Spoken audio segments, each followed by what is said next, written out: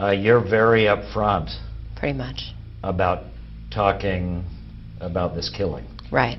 You murdered this man. Yes, You tortured him. of course. There is no ambiguity, and there is nothing you want to... In court today, you said you're not here to pretend to be remorseful. Of course not. Why would I do that? Are you remorseful? Not at all. Why? Why would I be? On August 5th, 2009, firefighters in Phoenix, Arizona responded to a trash fire behind a church and made a grim discovery: burned and dismembered human remains inside a city trash can. The victim was quickly identified through fingerprint analysis as 46-year-old Terry Neely, a disabled man who had used a wheelchair and had been reported missing from an assisted care facility just days earlier. As investigators traced the origins of the crime, the story that unfolded was as disturbing as it was senseless. Angela Simpson, already in jail on unrelated charges, freely admitted to torturing, killing, and dismembering Neely. What was her motive, you might ask? She believed he was a snitch. Though there was no official evidence to support her claim, Simpson remained unapologetic, stating that Neely got what he deserved. Welcome back to my channel, and today's case takes us into the disturbing mind of Angela Simpson, a woman who shocked the nation with her chilling confession and absolute lack of remorse. What made this crime so unsettling was not just the brutality, but the calm, calculated way she explained it all. This is the tragic story of Terry Neely and the unrepentant killer who took his life.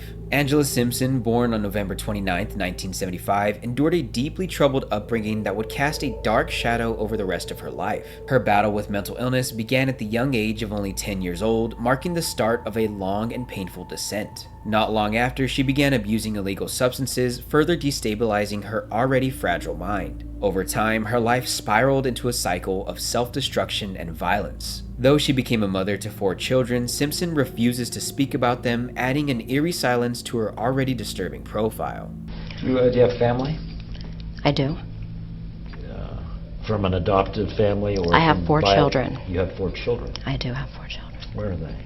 El Mirage. What is, how they doing, and how is it for you to be separated from them?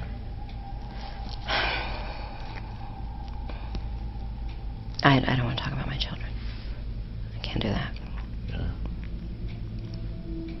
Her background, shaped by trauma, addiction, and volatility, would one day collide with an unsuspecting victim in the most horrifying way imaginable. Terry Neely's life, in contrast, was far more subdued. Born on October 21, 1962 in Arizona, he was a resident of Phoenix at the time of his death. Neely lived with physical limitations that required the use of a motorized wheelchair and resided in an assisted care facility to meet his daily needs. Despite his disability, he maintained a friendly and approachable demeanor, often engaging with those around him. Friends described him as sociable and kind, and none of them had anything negative to say about Neely. Neely had no siblings, and both of his parents, John and Susie, had passed away, leaving him without a close support system. He lived a quiet and reserved life, but one that would be ended in the most violent and unimaginable way. You might be wondering how a woman with a violent past and a man known for his kindness could become so closely connected. What could possibly link Terry Neely to Angela Simpson's destructive path? The answer is as chilling as it is brutal. Their paths crossed in 2009 in what would become a nightmare of unimaginable cruelty. As we delve deeper into this case, a disturbing picture begins to unfold, one that leaves behind far more questions than answers.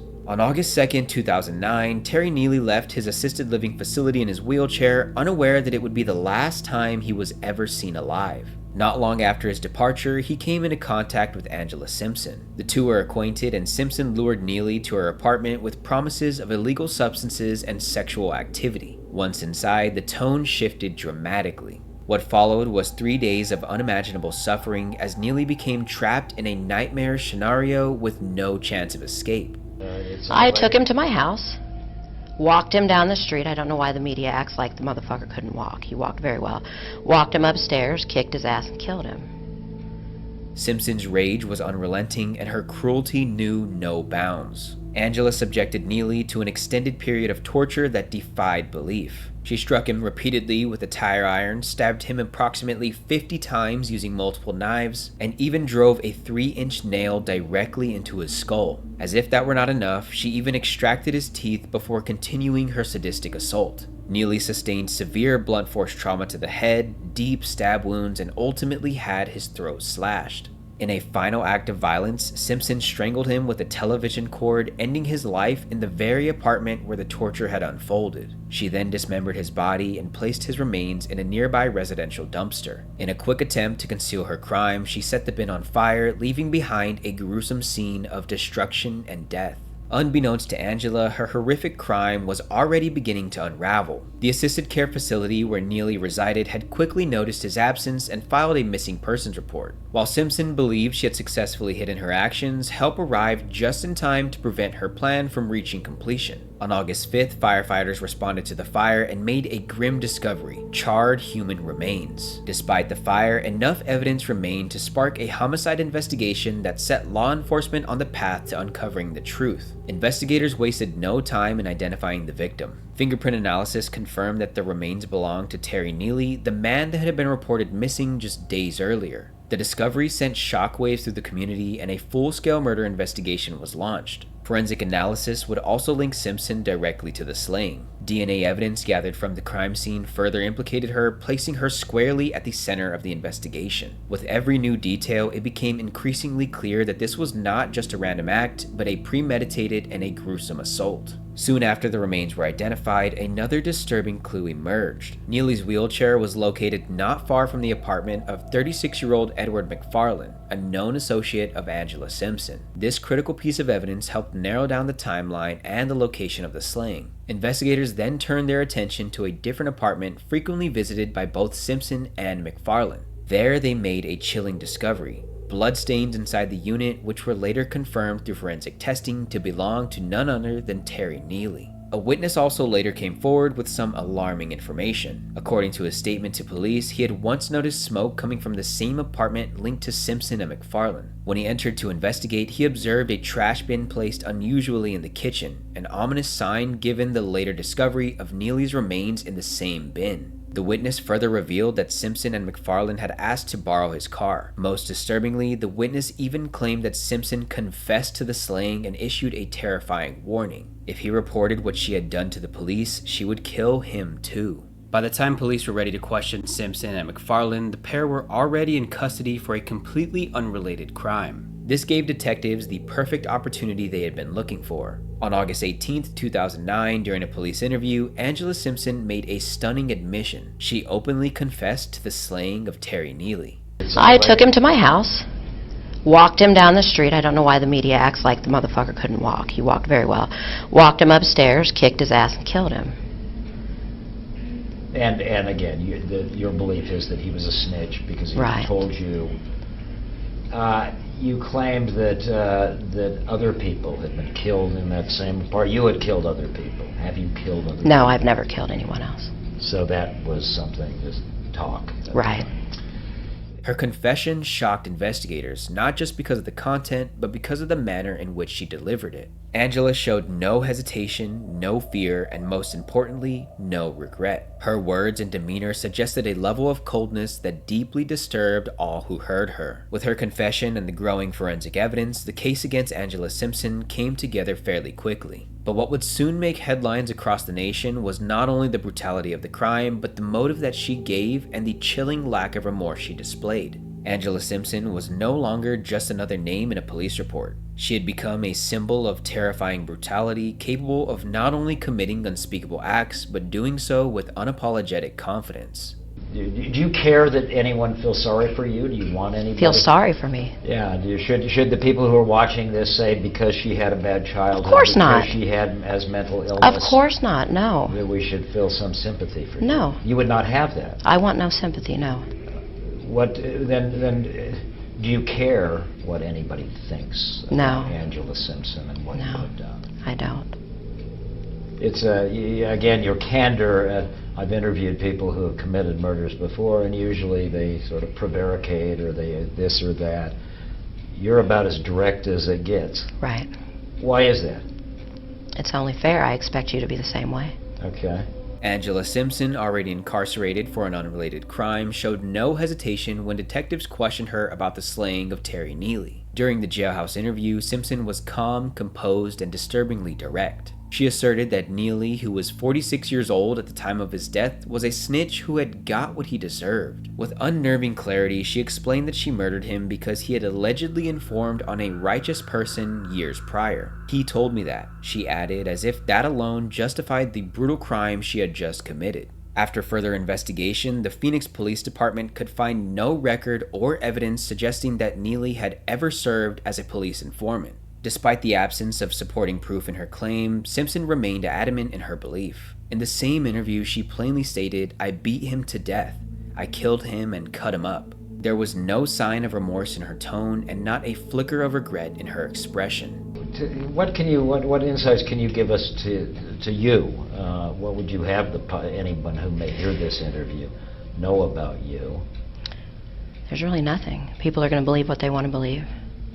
Judge the way they want to judge, just like I do, so be it. Why did you feel like you were in a position to be the judge and jury in Terry Neely's life? I'm not sure. I mean, I'm really not trying to get Right. you angry, but I want to see, you say, "I killed this guy, he deserved to Right. die, blah, blah, blah." I mean, it's there, you're up Right. front. I want to know if you have any concerns about what put you in that position to do that to them. It was just too much. The things he talked about, it was too much. Do you believe him? I mean, lots of people go around Well- claiming I'm a snitch or make themselves... Really, you don't say. Well, I think they talk about law. I know people come. I've got associations with law enforcement. I've got this. I'm a friend with this. Do you happen to have a list of those people? They name drop. Well, Simpson offered these admissions not as confessions burdened by guilt, but as statements of fact delivered with chilling composure. Her unrepentant demeanor stunned both law enforcement and the public alike. When asked about her feelings following the arrest, Simpson offered a response that was both revealing and deeply unsettling. She admitted she felt relieved to have been taken into custody, but only because her arrest prevented further violence. "I'm a little bit upset that I wasn't able to, kill more snitches," Angela stated, while her voice was completely void of empathy. It was clear that her regret did not stem from what she had done, but rather from being stopped before she could do more. In a 2009 interview with a reporter, Simpson's justification for Neely's slaying was stark and unapologetic. "I don't want my children or the people I consider family to be in a place where there are snitches," Angela declared. To her, protecting her definition of loyalty completely outweighed human life. This disturbing rationale painted a picture of someone who operated under a rigid personal code, one that endorsed extreme violence as a solution to betrayal, whether it be real or simply just perceived. Even more disturbing was what Simpson implied during the interview. She hinted that Terry Neely might not have been her first victim. "I believe informants and child molesters should be killed, period," Angela stated, suggesting that her capacity for violence may have extended beyond the known case. Although no other victims were officially linked to her, her own words left open a dark possibility, one that investigators could never conclusively confirm. Angela Simpson's lack of remorse, coupled with her willingness to speak freely about such a horrific act, left a deep scar in the Phoenix community. do you have family? I do. From an adopted family or... I have from 4 children. You have 4 children. I do have 4 children. Where are they? El Mirage. What is, how they doing, and how is it for you to be separated from them? I don't want to talk about my children. I can't do that. Is there a message for is there a bottom line or a lesson to be learned from the story of Angela Simpson? There's a bottom line to everything, but What is the bottom line to this story? whatever people want it to be. It doesn't What do matter you what want I it to say. be? I don't know. The graphic details of Terry Neely's final days turn the case into a symbol of the unpredictable nature of violence and the terrifying consequences when it's carried out without conscience. On March 22, 2012, Angela Simpson stood before the court and pled guilty to first-degree murder in the slaying of Terry Neely. In addition to the murder charge, Simpson faced charges of kidnapping and abandonment of a body. Her plea effectively ended any hope of trial proceedings, and the court moved directly into sentencing. Judge Paul McMurdy handed down a sentence of life in prison, meaning Simpson would never be eligible for parole, commutation, or release of any kind. In addition to the life sentence, Simpson received an extra 14 years for the accompanying charges. Meanwhile, her accomplice, Edward McFarland, was indicted on felony charges related to the concealment of Neely's remains and hindering prosecution. Though McFarland's exact role in the slaying remains unclear, investigators believed he played a part in helping covering up the crime. As Simpson was led out of the courtroom, her lack of emotion once again stunned observers. The brutal nature of her actions, combined with her cold demeanor, made the case one of the most disturbing in Arizona's recent history. During a jailhouse interview conducted on the day of her sentencing, Simpson appeared composed and even chatty as she clarified past statements. You don't regret killing this guy? I don't regret killing him, no. I regret the fact that my co-defendants found it necessary to divulge so much information to the detectives. I regret that. They were people I really cared about, and I regret that they were near me or around me at any point. And then helped prosecutors? Help the prosecution, correct. You And aggravated those people? Definitely, because they didn't know, they weren't actually with me during any of my crimes. So for them to say that they were, to try to get lesser sentences, was a little heartbreaking for me. So friends of yours lied to prosecutors and lied to police? Correct. Dropped the dime on you? Correct. They snitched on you? Correct. If you could, would you do to them what you did to No, Terry? I would not. Because you still have some relationship with them, or? Well, no, but I had claimed a bond with them at one point, so I wouldn't be able to avenge that. Yeah. She admitted that her previous claims of having killed before were untrue. So that was just talk? An investigator asked. Right, Simpson replied. However, in the same breath, she expressed regret for not killing a second man, someone who she described as an alleged armed robber. I just didn't have the time. I had to go somewhere, Angela said. I should have killed him when I had the chance. Her words offered no comfort, only a chilling insight into her twisted mind. When asked about how she felt spending the rest of her life in prison, Simpson shrugged it off. Do you think that it was fair today? It was justice in that courtroom?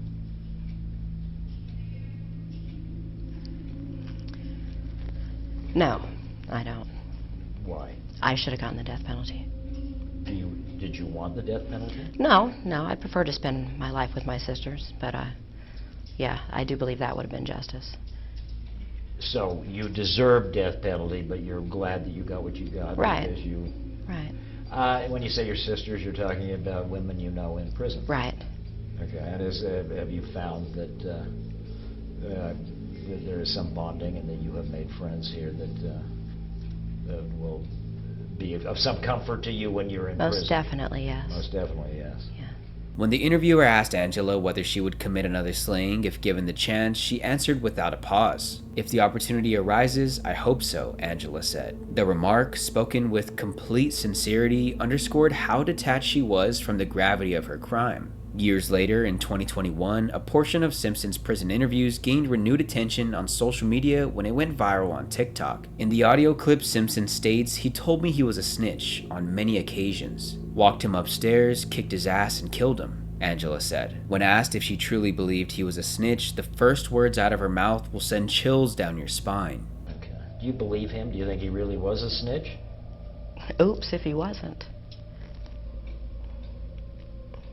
To this day, Angela Simpson has never shown remorse for taking Terry Neely's life. Her statements remain unapologetic, and she continues to serve her life sentence in prison. Help me understand. I know the crimes of passion or something, and in the heat of the moment, but to spend 3 days driving nails into a guy's head and pulling his teeth out. Right. Why?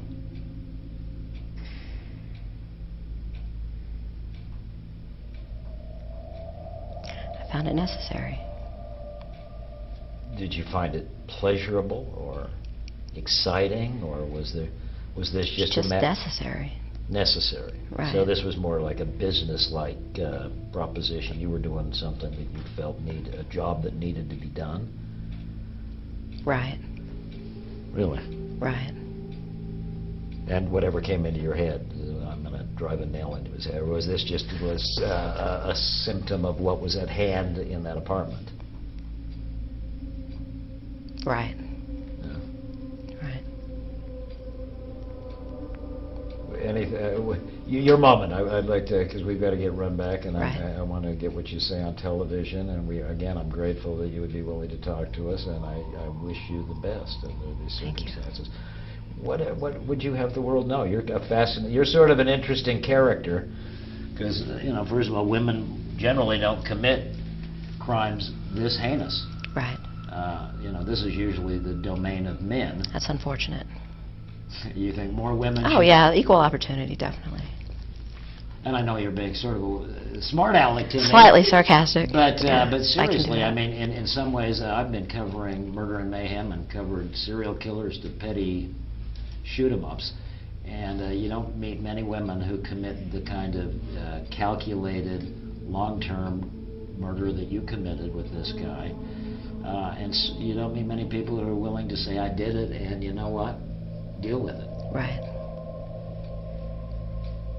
That's the way it should be, in my opinion. But you seem so you seem like you're sort of I'm sort of almost self-righteous about it. I did this and I did. Do you think you did the right thing by killing this guy? Definitely. Other than shooting his mouth off, what else did he do that you know of? That's what he got done for. He's Shooting. white trash. Somebody had to take it out. That's it. Was there a racial component to it? Oh, there's always a racial component. Okay. And what do you mean by that? I'm not going to elaborate on that at all. Okay, but the fact that you're a black woman and he's a white guy, that factored into your killing him? Yeah. I wouldn't kill another black individual. Okay. Would you, if you had that moment to live over again? I'd have kept him alive a week. But you would have still tortured him and killed him? Oh, I'd have tortured him for a week, yeah, instead of 3 days. Definitely. So your only regret is that the torture didn't go on anymore? Right, and I regret not killing my other victim. I should have killed him, too. I just didn't have time. I had to go somewhere. And tell me who that other victim was? Joseph Van Tress for the armed robbery. Yeah. I should have killed him, but I had to go. Will you kill again? If the opportunity arises, I hope so. Okay, we're done. Are you done? Yeah. All right. Thank you, Angela. Good shit, dude. That's gonna be crazy, isn't it? That's gonna be wicked. Make it look good, please. Oh, you're gonna put this on too? Well, why not? Don't put the ending on. Thank you. Thank you. Honestly, best wishes to you. And Right. ladies, thank you. Thank you.